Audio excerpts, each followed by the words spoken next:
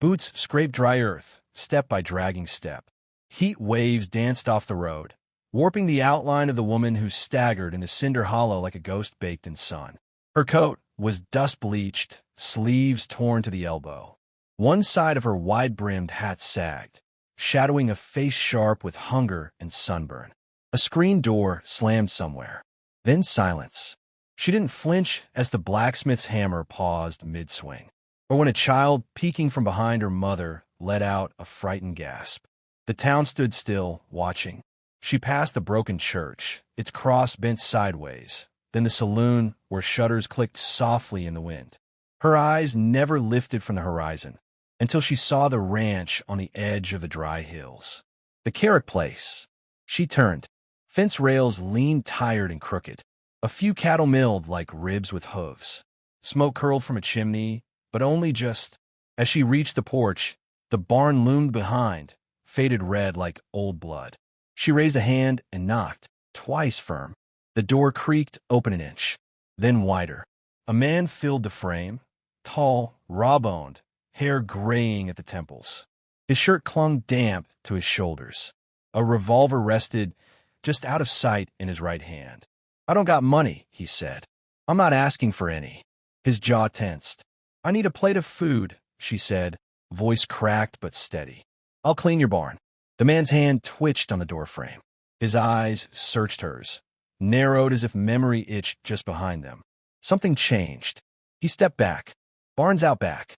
Water pumps beside it. No yes. No welcome. But the door stayed open. She nodded once and moved past him without hesitation. The barn smelled of stale hay and rot. Dust stirred in thick shafts of sunlight slicing through broken boards. A pitchfork lay buried under old leather and mouse droppings. She didn't flinch, just pulled off her coat, rolled up her sleeves, and got to work. Inside the house, Caleb Carrick watched from the kitchen window, forgotten coffee cooling on the table. He saw how she moved, not like a beggar or a drifter, but like someone who'd built barns before, and maybe burned a few down too. Her hands were fast, but never rushed, like she was listening for something no one else could hear. A bucket clattered. Dust coughed from the rafters. She found a rusted rake, tested its spine with her boot, then began clearing out straw packed like old sins. Caleb leaned closer to the glass. She paused once at the saddle rack, ran her fingers over the worn leather of an old cavalry saddle, his brother's from the war. She checked the girth strap, not like a curious stranger, like a soldier checking gear before a ride. He stepped back from the window. Outside, wind picked up. The pump handle groaned as she drew water. She splashed her face, took a long pull from the dipper, then filled a trough of the lone mule swatting flies in the shade. The mule didn't bolt. It looked at her long and still. By sundown, the barn was clean. Not perfect, but orderly. She stood at the edge of the corral, face streaked with dust and sweat, hat in her hands. Caleb stepped out onto the porch, a tin plate in his hands. "Beans, bread, fatback," he said. "Ain't much. It's enough." She didn't ask to come inside. Sat on the stoop instead, plate balanced on one knee. Ate slow, methodical, like she'd learned the hard way not to waste food. Caleb studied her again. Dirt clung to her knuckles. There was a fresh tear on the thigh of her trousers. A welt rising on her left forearm. She didn't notice, or it didn't care. "You from around here?" "No." "You running from something?" "No."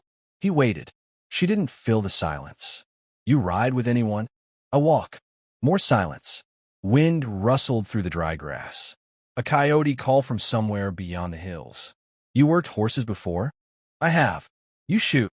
She looked up from her plate. Not startled. Not proud. Just looked. "Yes."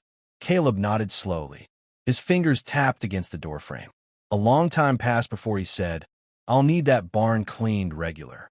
"Fence too?" "All right." She handed back the plate and walked toward the barn. Not to sleep, just to sit, back straight against the wall, arms folded, eyes on the road behind her. He watched until the dark swallowed her. Inside, he lit a lantern and opened a wooden box near the hearth. Inside was a newspaper clipping, yellowed with age. "Marshal Mira Dawes avenges husband in bloody raid." He turned it over. A hand-drawn sketch of a woman with fierce eyes, hat low over her brow.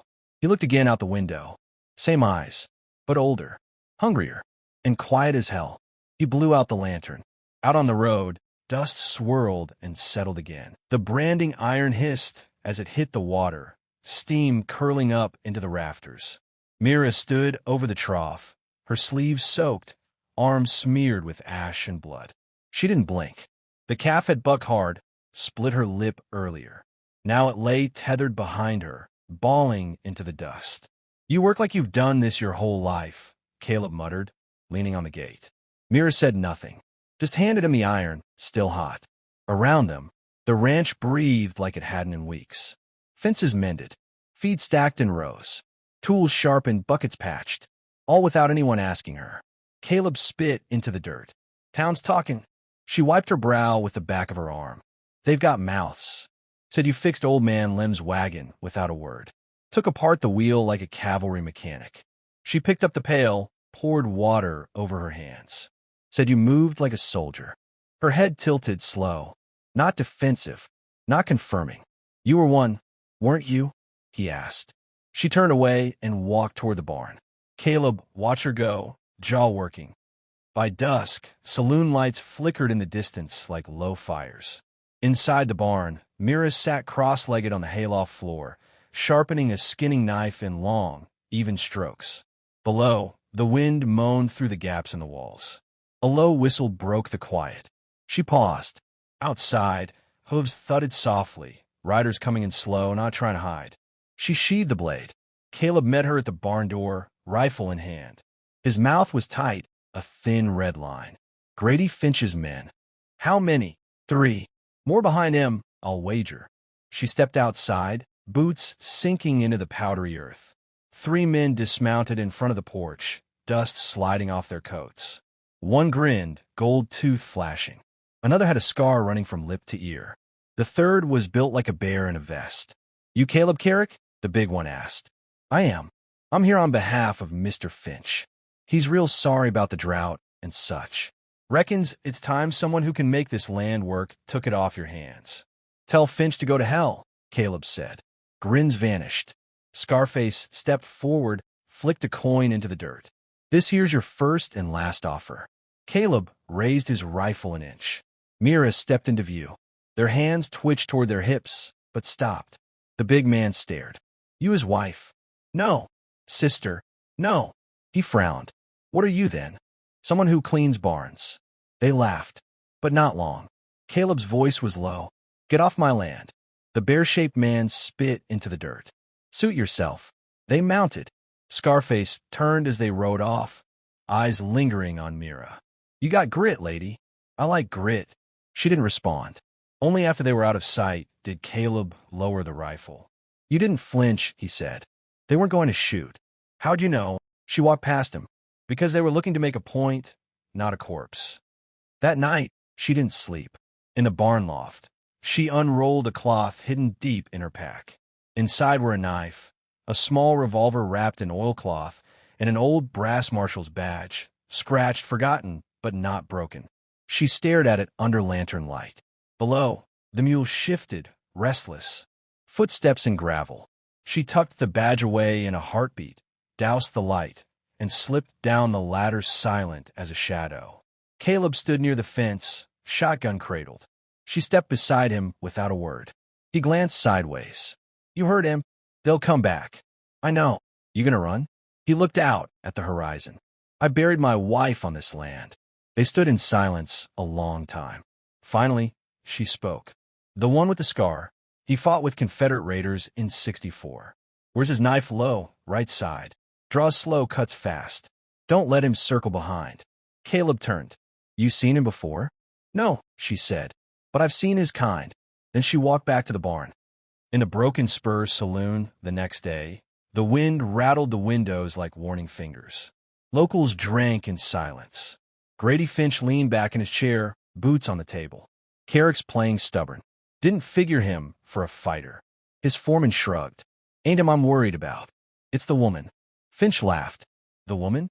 She's some kind of miracle worker?" "She cleaned that whole place in 2 days. Tools organized. Cattle fed. You ever seen a drifter move like that?" Finch narrowed his eyes. You think she's one of those bounty ghosts? She had the look. Finch leaned forward, voice dropping. Get more men. This time we don't talk. Back at the ranch, Mira fed the fire. Caleb sat across from her, arms crossed. You've killed before, he said flatly. Yes. He nodded slowly. You good at it? I was. Caleb reached behind the hearth, pulled out a dusty box, and opened it. Inside, a cavalry pistol wrapped in linen. I can't hold this steady anymore, he said. But maybe you can. She took it, not as a gift, as a warning. The match flared once, then died in Myra's fingers. She struck another. Flame licked the blade's edge as she held it to the whetstone, slow strokes carving soft sparks into the dark. Her face was calm, bare arms dusted in sweat. Beside her, the cavalry pistol lay cleaned and loaded on a folded cloth. The barn door creaked in rhythm with the wind, swinging slow, wide, slow. Outside, the sky was bruised with night. No stars, no moon, only silence that pressed on the lungs. Caleb stood at the edge of the porch, watching the road with his shotgun resting across his forearms. The mule kicked at its stall, restless. Even the cattle had gone quiet. Tonight? He asked. Mira didn't answer. She set down the blade, pulled her coat over her shoulders, and tied her hat low over her brow. Her movements were smooth, practiced, like someone going to war, not running from it. You sure about this? He asked. She looked at him, eyes dark as iron. I've been sure since the moment I saw the scarred one walk. The fire started at the edge of the corral. A sudden whoosh, orange tongues licking dry boards. Cattle screamed, hooves pounding as they scattered. Shadows poured in behind the flames. 6 riders, their faces masked in dust and smoke. Mira was already moving. The barn doors burst open. 2 men stepped inside, torches raised. Tripwires snapped. A pitchfork swung down from the rafters, catching the lead man in the chest. He collapsed with a grunt, torch sputtering in the hay. The second spun, just as Mira stepped from the shadows and slammed her boot into his knee. The leg folded backward. He screamed once. She caught his revolver mid-fall. Outside, gunfire cracked like bone. Caleb fired from the porch, dropping one rider clean from his saddle. But another flanked him, bullet tearing into the porch rail inches from his ribs. He ducked, rolled, came up wheezing but alive. Mira emerged from the smoke, dragging the pistol behind her coat. 3 left. She moved like water, fast without noise. Flanked them through the cattle gate, used the fire's light to blind their angles. One turned too late. Her shot took him in the thigh. Another wheeled his horse and fled. The last, the scarred one. He stood still, rifle slung low, grinning. I knew it, he said. She stepped forward, pistol steady. You're her. His smile stretched. Marshal Mira Dawes, widow of the Ridge Massacre. Still breathing. Not for you to fix. He nodded once. Drew fast. She was faster. The bullet caught him center chest. He hit the ground without sound. Ash drifted through the smoke as the fire dimmed, starved of kindling. Mira stood over him, breathing hard. The flames flickered behind her, her silhouette tall and still, framed by red light and ruin. Caleb limped toward her, shotgun sagging in his grip. You all right? He asked. She nodded. He looked at the bodies. I counted 6. 1 got away. She holstered the pistol. We'll see him again.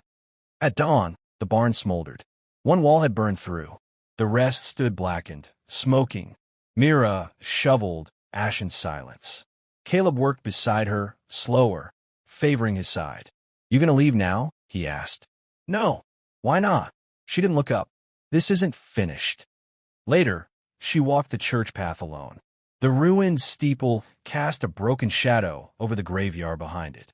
She knelt by a grave marked only by a rock, pulled something from her coat pocket, and pressed it into the dirt.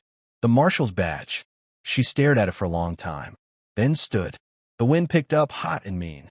It kicked ash into the air, twisting it into the sky like thunder waiting for a place to fall. Grady Finch rode into town like he owned the sky above it. 12 men behind him, shotgun strapped, dust rising behind them like a funeral curtain. His stallion kicked sparks off the dry road as they passed the saloon. Locals vanished into doorways. Window shutters snapped shut. He stopped in front of Carrick's ranch fence, spurs still chiming as he dismounted. The wind blew smoke off the ruined barn. The stink of char and blood still clung to the soil. Mira was already standing in the road, hat low, coat drawn back, pistol holstered at her side. Finch tilted his head. "You're the one who lit up my boys." "I am." He chuckled, wiping dust from his mouth. "All this for a plate of food?" Myra's voice was flint. "All this for a line you crossed." He took a slow step forward, the leather of his vest creaking. "You know who I am?" "Yes." "You afraid?" "No." He laughed. "I've buried worse than you." Myra's eyes didn't leave his. "Not lately." Finch's fingers twitched. The air snapped tight. Behind her, Caleb stood on the porch. No gun in hand. Just watching. Waiting. Finch looked around, voice louder now. "You people gonna let a stranger stand in front of your homes while I take what's mine?" Nobody answered, but a curtain twitched in the saloon. Then a figure stepped outside. Then another. Old Lem with his cane. Martha with her apron still stained from bread making. The stable boy with shaking hands. Finch turned, eyes narrowing. "What's this?" Mira didn't turn to look. "You lit the fire," she said. "Now you're staring at the smoke." Finch growled, spitting in the dust. "You really think they're going to fight for a stranger?"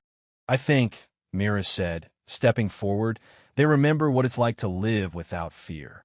He snarled, hand going for his gun. She was faster. One shot. Not to kill. Just enough. His gun hand shattered, blood misting into the sun. He screamed, dropped to his knees, clutching what was left of his fingers. The rest of his men froze. She raised the pistol again, gaze iron. "Next one won't be gentle." Finch wheezed, glaring up at her through clenched teeth. "Who are you?" She took one more step forward. The dust curled around her boots like smoke in church incense.